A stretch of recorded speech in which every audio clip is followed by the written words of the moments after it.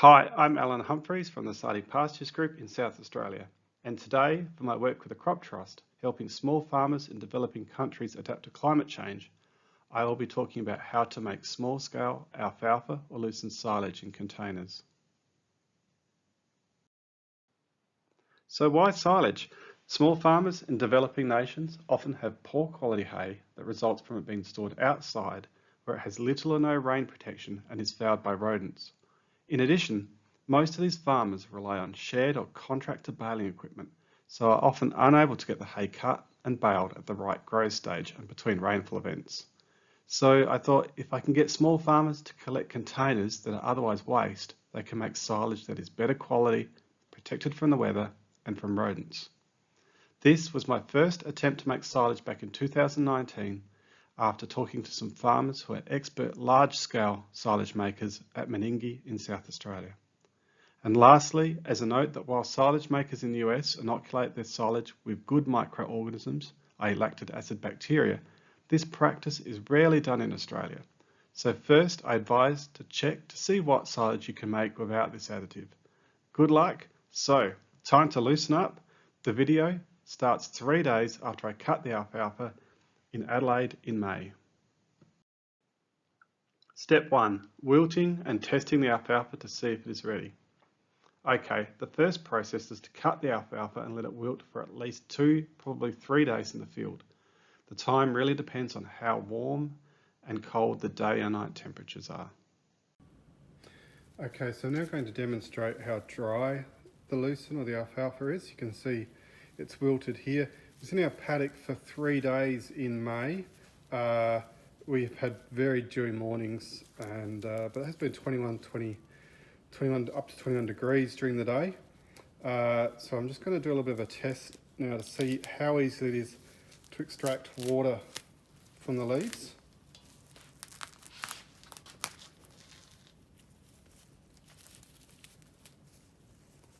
Just try and get some of that leaf material off. Doesn't matter if I've got stems in here as well. I probably should be using the whole thing. It's just easier to squash the fine stems and the leaves up. So just going to rub this together, creating a ball in my palm. So rubbing, smashing it up. And the idea is if you have to try really, really hard to get some juice out of it, then it's probably about right. If you get it to this point, give it a bit of a squeeze and you can see clear juice pouring out, then you know that it's too wet now. That's just starting to get a bit wet. I still can't actually get free juice out. So from what I've been told, this is probably reasonable. Right, so I still can't actually, my hands are actually moist and wet, and I think that's okay. I've actually got some that actually cheated with that sample. It's been in the oven. Here you can see some that has not been in the oven. I'm just going to, so the oven's just been on at 30 degrees. It's probably the fan more than anything. I'm just going to try some now that's just been in the shed here, out of the dew at least. Appreciate that farmers won't be able to do that, but we're not really testing whether we can make silage in Adelaide in May. It's more about whether we can make small scale silage. So it's rubbing this together. It's actually reasonably hard work, but I can already tell that this sample here is a lot wetter than what I previously had. So just try and get some juice. I can see juice here, but I'll just do it a bit more. So just a minute. Here you go, look. So you can see the green juice. Probably extract tea out of that and make some millions. So this sample, definitely too wet for silage. So camera, this is what it looks like in the bin.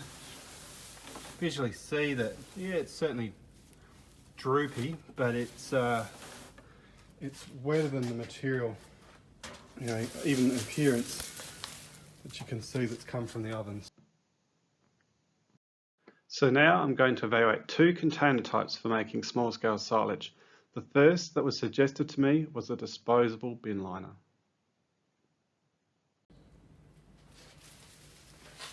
So I'm just folding the loosen up, shoving it here, giving it a bit of squat push.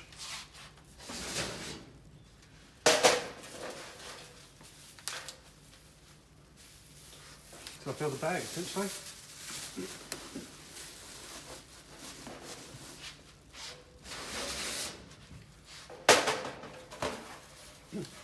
You could jump in there, only trick is definitely you don't want to try and put holes in the plastic. If you do, you're going to put this plastic bag in another bag at the end. So, and I can see I've got 1 or 2 holes to do that.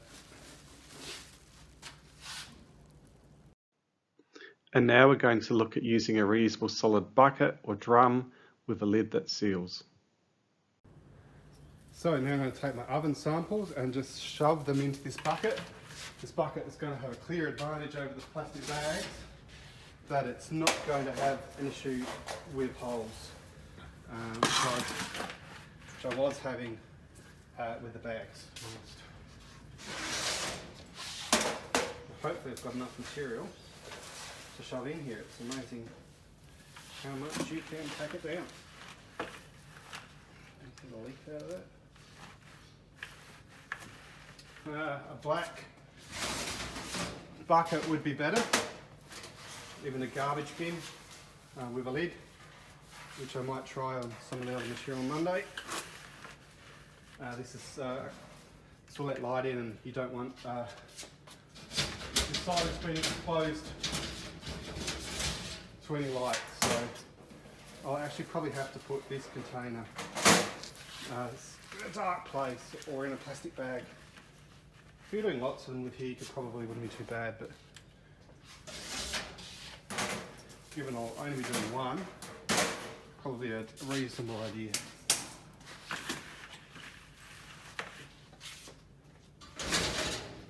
So it really just depends on what your farmers can get their hands on. I'm disappointed I'm not quite enough this sample. Which means I might just have to open it up on Monday when I've got more dry material. Or I might just shove a bit more in the oven so I can dry it in a few hours, in an hour or so. And just get that top, because I want to exclude all the oxygen that I can. So I can't stress how important this next step is, removing the air while you pack in the silage. The other advantage of the bucket is that I'm going to shove my shoe in here. And I don't want to break the bucket, but I can actually physically squeeze out a bit more. You know, I've got it down to about half full now. So I'll be topping it up in an hour or two. Okay, now for the results, 9 weeks later. Hi, so welcome to the second part of my how to make silage video, or how to not make silage. So originally we were here on the 17th of May, and as you may recall, I tried to make silage in a plastic bag, which I forced into this drum, but eventually it's just sealed with a few layers. I had problems with the sticks poking holes through it, and then I also sealed it into this container, which we thought worked a lot better. So how did it go? So these are the results. I'm just going to hold it up to show. Firstly, the not so good. The bag, as you can see, this is a mess of mold. Obviously too much air has got into here. It's probably a health hazard. It's a moldy mess. It stinks, and it's completely unsuitable for use. So that method was a complete failure. So now, the way the silage in the fourth container, you can see again there's a little bit of mold on the top. Given I had a small air gap at the top, that's not completely surprising. If we just take a few biscuits off, there's still a little bit of mold here, but it's a lot better. And so after probably about 15% spoilage, we then start to move down to what I think looks and certainly smells like reasonably nice silage. So this 9 weeks after packaging has quite a lovely smell to it. I'm going to get this tested. This farmer in Inner Mongolia gave small-scale silage making a go and was happy with the results. He has expanded and continued to make containerised silage that helps to keep his sheep alive during the minus 40 degrees Celsius winters. Although he has a good shed to store loose hay, it is open to predation, and this has been another benefit of the containerised silage. The farmers in Zambia that I recently met had a supply of these large 44-gallon or 200-litre drums that should be perfect and helpful for scaling up the production. So I just wanted to put out some alternative containers. Opaque with lids that seal are the two important criteria. So in summary, you need first to source containers or drums with airtight lids. Test your wilted alfalfa sample using the method that I showed. Start small and practice. Add more containers and expand. The advantage of this system is that you can grow and cut the alfalfa in good growing conditions, make silage, and store it for when you have no livestock food. Alfalfa stored in drums will be a valuable resource for small farmers in winter in the cold environments like Kazakhstan and China, or hot, dry environments like Zambia or central Chile.